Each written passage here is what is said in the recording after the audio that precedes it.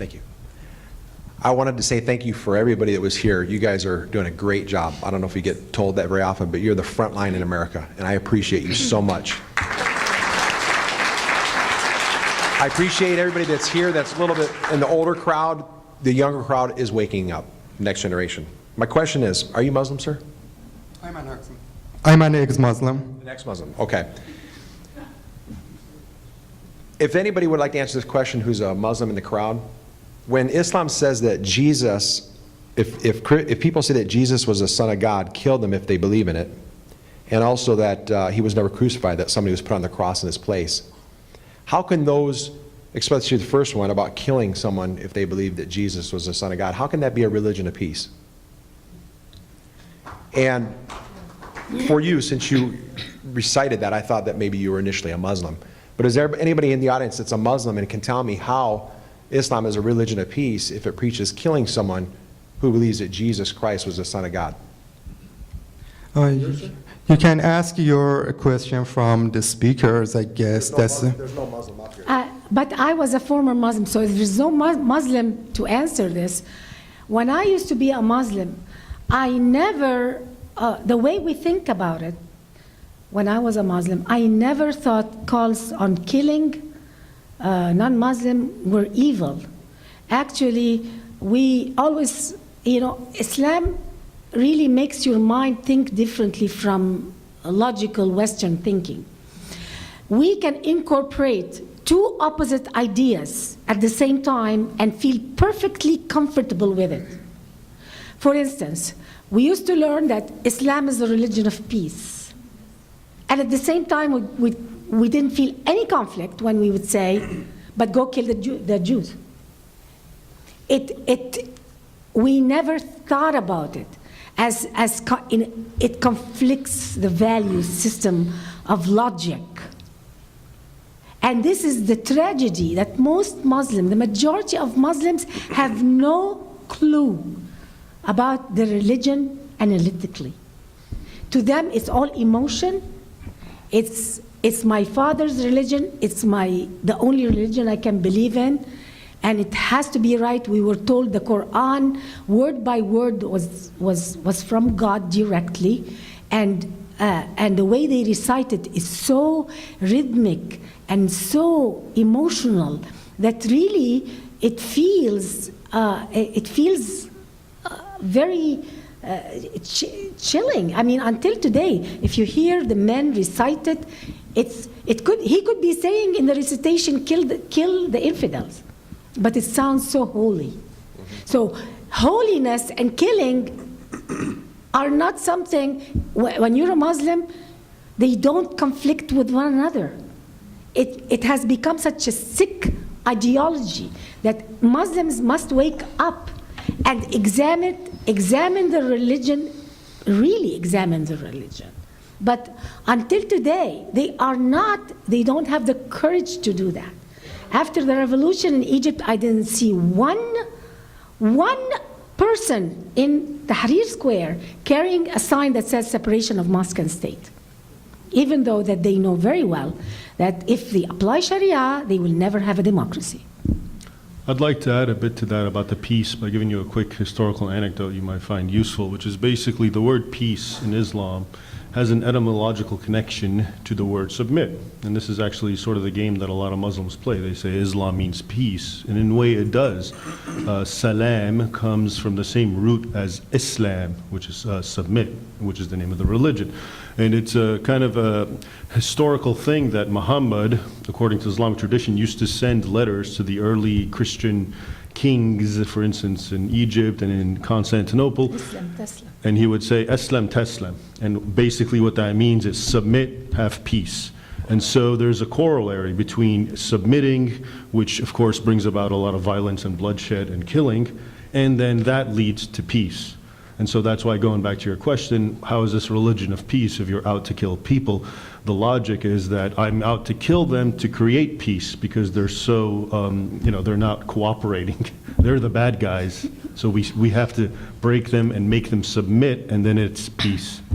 Also remember, Islamic law is the law of Allah, who is the supreme God, and so it's perfect justice.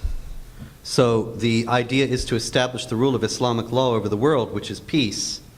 And so you have to kill people on the way to that. That's not violence. That's justice. It's jihad. And so you have a lot of Muslims condemning terrorism, and then when you look at their statements more closely, they're condemning Israel and the United States, but not like the Twin Towers or the Fort Hood shootings or something like that, because those things aren't terrorism. They're justice in the service of peace.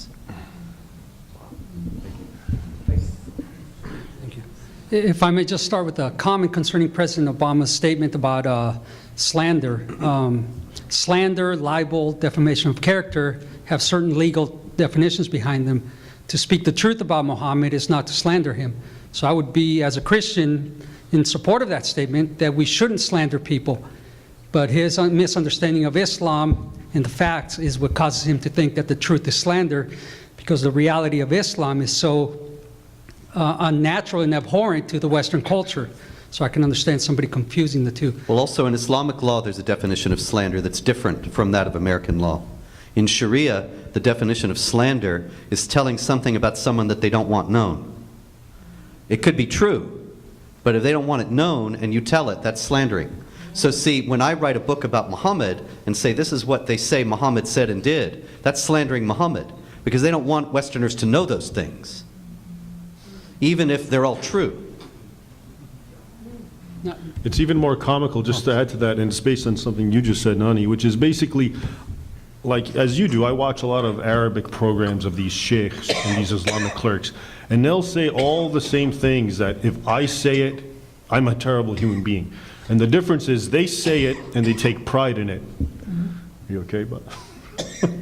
They say it and they take pride, okay? So for instance, I'll see a program of an Islamic cleric saying it's okay to marry a girl. It really doesn't matter her age. Now, they've concluded 6 or 9 is not the point, her age. The point is, can she bear the weight of the man? Therefore, if a 5-year-old is a strong girl and can, then that's okay.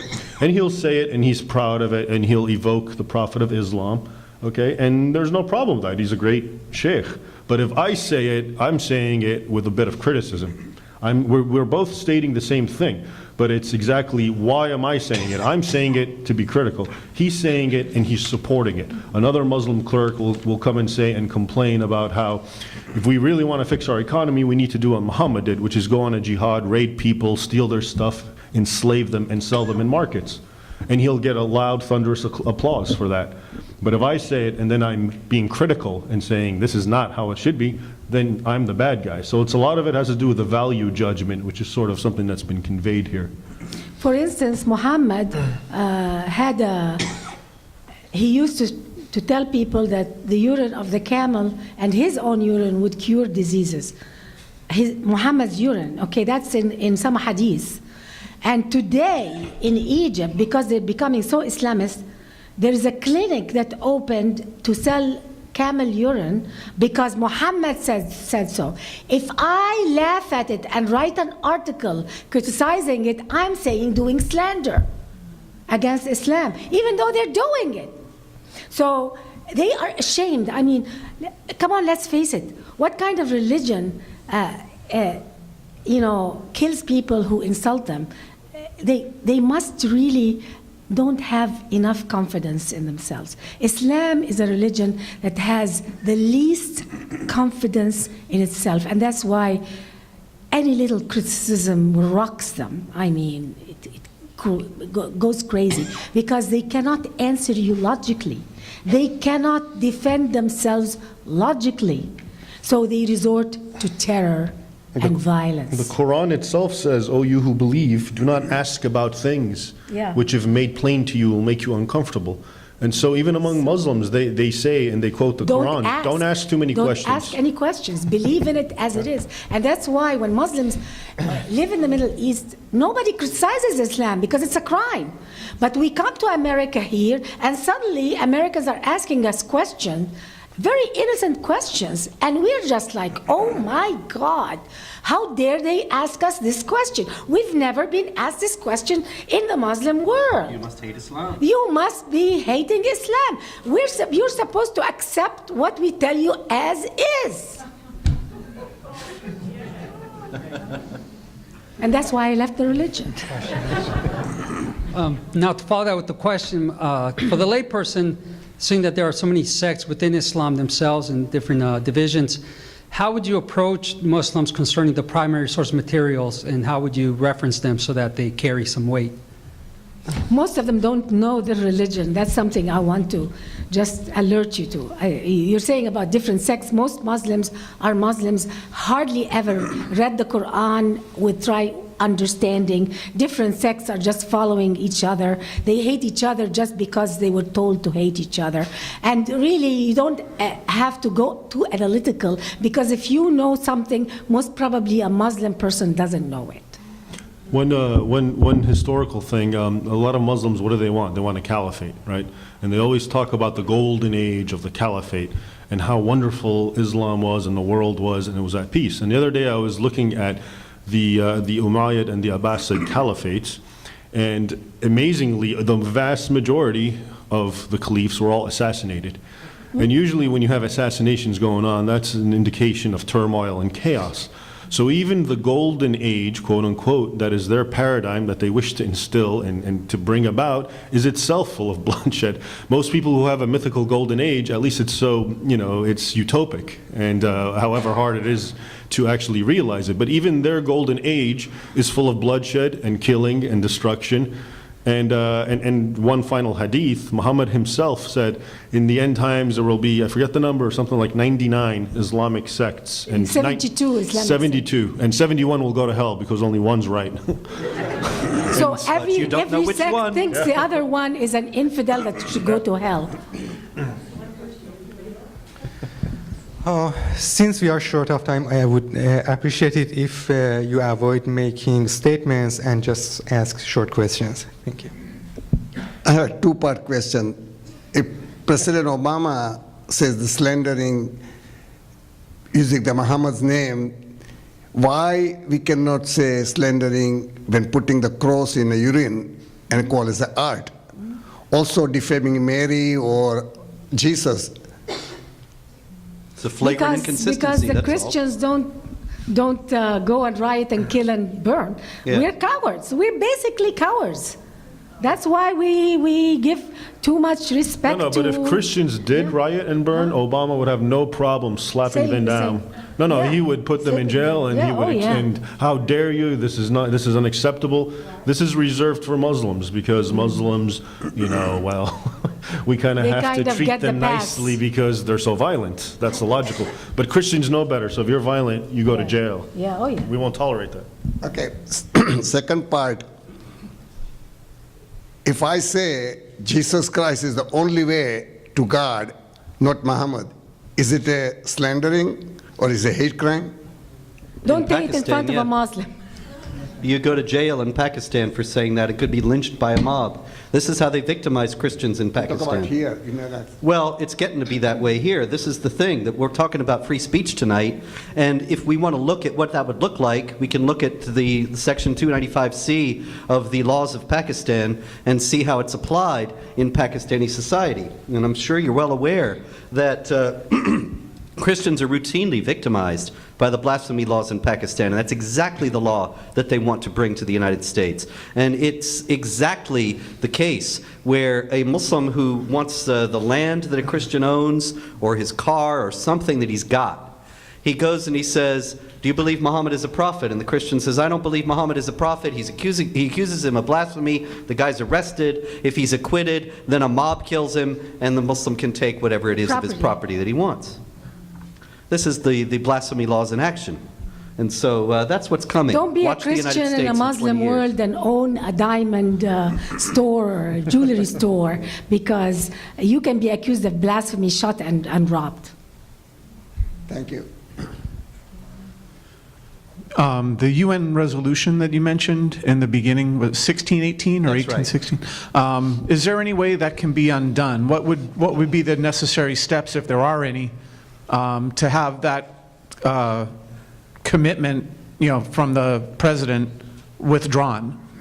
Well, I guess the president could just withdraw it. I mean, we're not technically bound at this point. This is the showdown I was mentioning that has to come, whether we are going to hold ourselves bound to international laws that contradict the Constitution, or whether and that have been agreed to by the United States government and thus constitute treaties, or whether the United States Constitution will trump them. And that has not yet been decided. But right now it would seem clear that if we had a president who affirmed the freedom of speech and said that there would be no law that would infringe upon the freedom of speech, then that would be enough to do it. The problem is we don't have a president like that. We're not going to have one for at least 4 years, and he could do a great deal of damage in the meantime.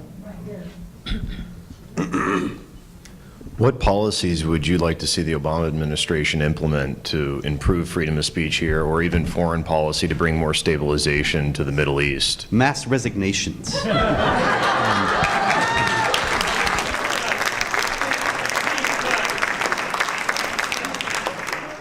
This is something that I alluded to in the talk that I gave earlier, that Petraeus and General Allen had a chance to explain and defend the freedom of speech when Muslims started rioting and killing over the Quran burning or the Muhammad video or whatever the outrage du jour was.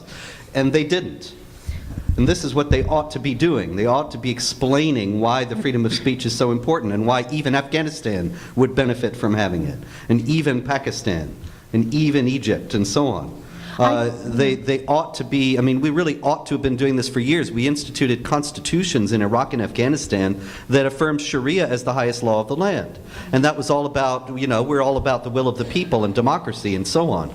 But what we could and should have done when we had the opportunity, and what I was saying at the time, was that we should have stood up for our own values and stood up for the oppressed Christian minorities and Hindu minorities and non-Muslim minorities in general in those countries, and brought to those countries and anywhere else where we could, not militarily necessarily, but just as a society held as the highest values, equality of rights of all people before the law, including women, the freedom of speech, the freedom of conscience versus the death penalty for apostasy, and so on. And if we had affirmed those things and insisted that governments in those countries, if we were going to be propping them up militarily, would have to adopt those things, well, the situation would be very different today. There is another thing that I'm noticing in the last few years since Obama took office, that our media and our educational system is making any criticism of Islam almost a shameful thing.